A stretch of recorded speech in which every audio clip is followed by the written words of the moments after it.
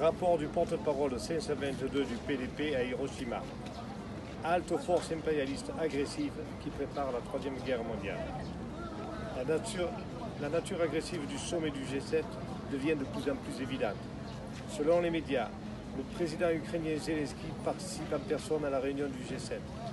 Zelensky, un néo-nazi et un profiteur de guerre, est un criminel qui a provoqué une agression contre la Russie en tant que marionnette de guerre des forces agressives américaines et qui a massacré des Russes résidant en Ukraine. Le fait que cet homme participe à la réunion du G7 est une déclaration de guerre claire contre la Russie et un comportement extrêmement provocateur et imprudent à l'égard de celle-ci.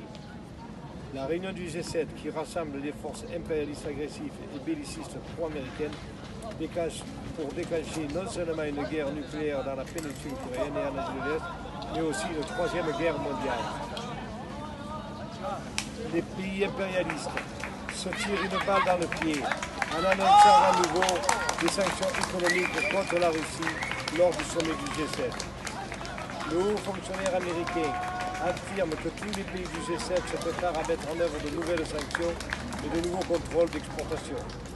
Plus exactement, 70 entreprises de Russie et d'autres pays seront inscrites sur la liste noire du ministère américain du Commerce et 300 sanctions supplémentaires seront imposées. La raison pour laquelle le Japon et l'Union européenne se sont opposés au projet américain d'interdire toutes les exportations vers la Russie en avril dernier est que ce n'est pas la Russie qui a souffert de la crise économique et de l'effondrement des moyens de subsistance causés par les sanctions. L'été dernier, Viktor Orban, Premier ministre hongrois, a comparé les sanctions contre la Russie à l'Union européenne qui se tire une balle dans les poumons. Les pays impérialistes agressifs se tirent à nouveau aveuglément une balle dans les poumons. Suite aux résultats du sommet du G7, une troisième guerre mondiale semble inévitable.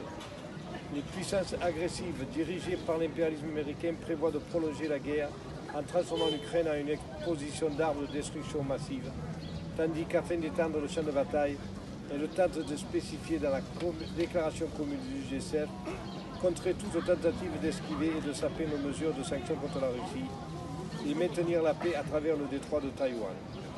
En outre, les principaux thèmes du sommet États-Unis, Japon, Corée du Sud porteront sur l'échange d'informations en temps réel sur les missiles nord-coréens et sur le renforcement des exercices militaires trilatéraux conjoints en vue d'une frappe préventive sur les armes nucléaires de la Corée du Nord.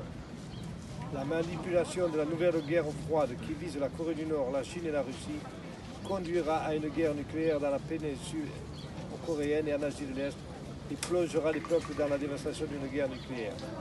Il est temps que le peuple coréen et tous les peuples du monde se lèvent dans la lutte anti-impérialiste et anti-américaine pour mettre fin à l'impérialisme américain et aux forces agressives et pour empêcher la Troisième Guerre mondiale.